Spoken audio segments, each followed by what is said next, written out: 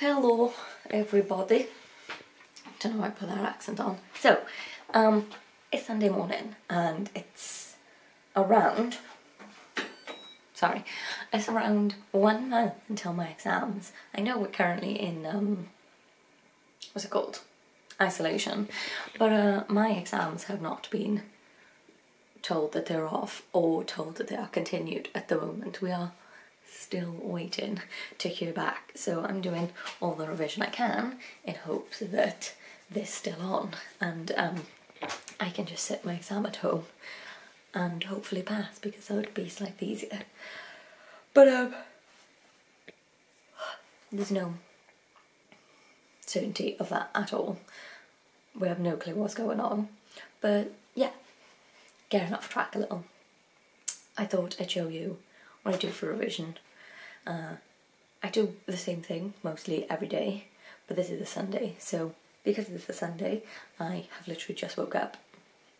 I'm gonna do my morning routine and then I'm gonna get on to revision, because I find on the weekend I don't really want to do it, so if I do it first thing in the morning then it doesn't feel so bad. It's done then, I've got it over and done with.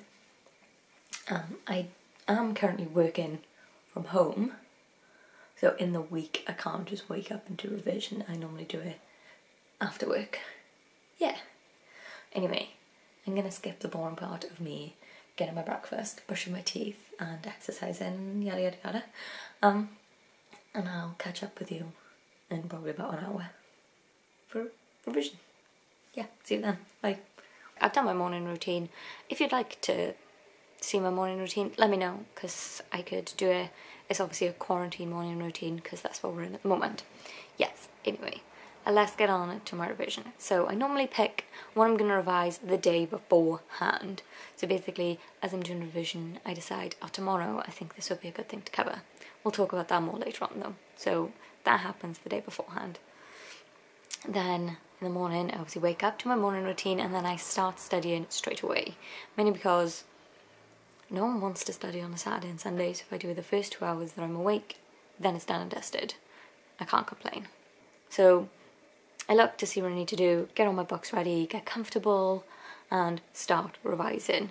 I use the Forest app. You've probably seen this. It's a paid for app, but you can get different ones on the App Store. I tried a different one before Forest, and it's virtually the same. Apart from the Forest app has music, whereas the other app doesn't. I don't think it's really essential. I'm sure you could just put music on in the background beforehand. But yes, I do like the Forest app. I like that it has like white noise kind of thing, so that I can't hear things, because sometimes it is quite annoying.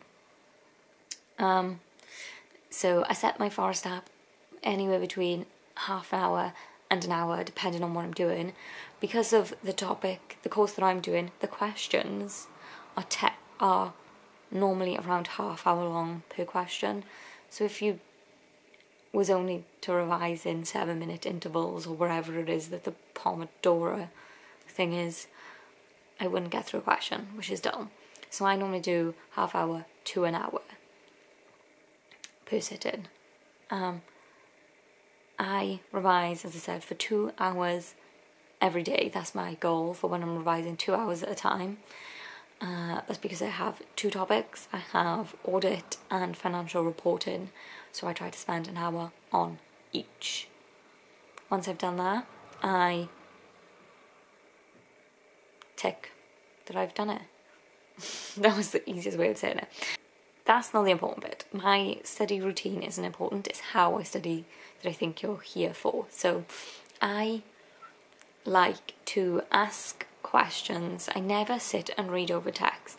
If you are dyslexic, reading over text is absolutely pointless, because the chances are you're not reading most of it, you're not taking all of it in, so it's pointless. Don't read a whole bunch of text. I normally go through the test your knowledge questions, which is what comes up in the books in my course.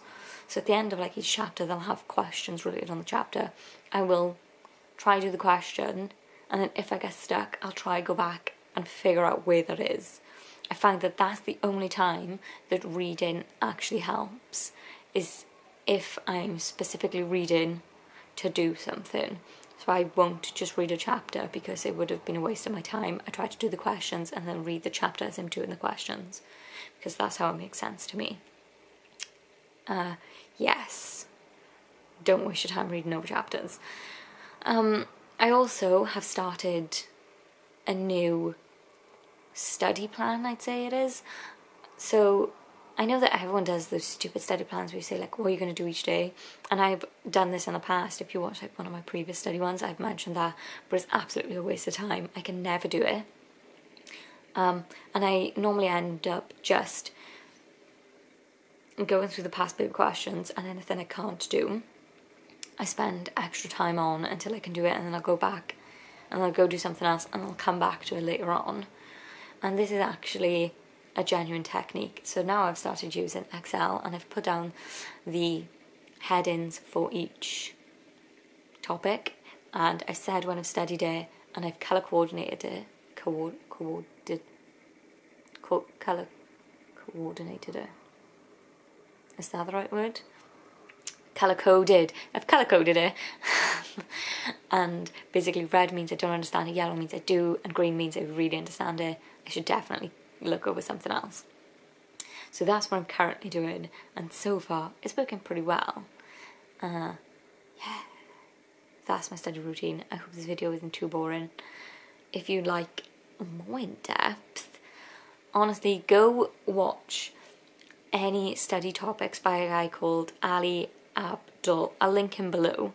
I watched his video on,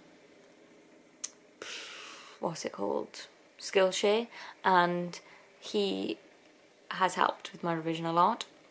He's a doctor, and he talks a lot about studying and how he managed to get like second in his class in Cambridge University as a doctor. So he's very good, and there's no point me trying to tell you the things that he is already saying, so I'll just say that. He does say that some people find it helpful, obviously, to read over topics. As I said, I don't do that, but just take the parts that work for you, really. Yeah. Hopefully this video isn't too boring. If you like, don't forget to like and subscribe. Goodbye.